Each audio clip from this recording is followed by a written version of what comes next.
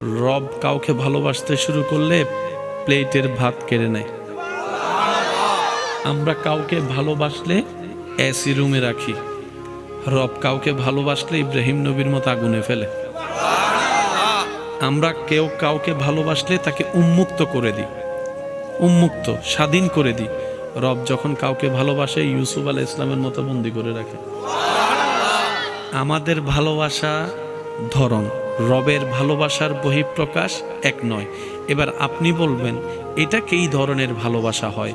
যে ভালোবাসলে কাঁটা দেয়, ভালোবাসলে আগুনে ফেলে, ভালোবাসলে আপনার এসি রুমে না রেখে আগুনের মধ্যে ফেলবে, ভালোবাসলে তাকে বন্দি করে রাখবে, ভালোবাসলে তাকে সারা শরীরের মধ্যে রোগ দিবে। এটা কেমন ধরনের ভালোবাসা? জেনে রাখা ভালো, গরমের মধ্যে এসি রুম সবাই পছন্দ করে। গরমের মধ্যে এসি রুম সবাই, ক্ষুধার্ত অবস্থায় খাবার সবাই। আর এই ক্ষেত্রে ভালোবাসার আসল কি নকল বোঝা যায় না।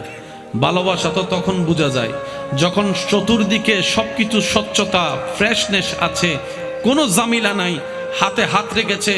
এটা ভালোবাসা নয়। যখন পকেটে টাকা থাকবে না তারপরও হাত ধরে রাখবে, এটা না ভালোবাসা। তাই তো আমার যুবক ভাইয়েরা বলে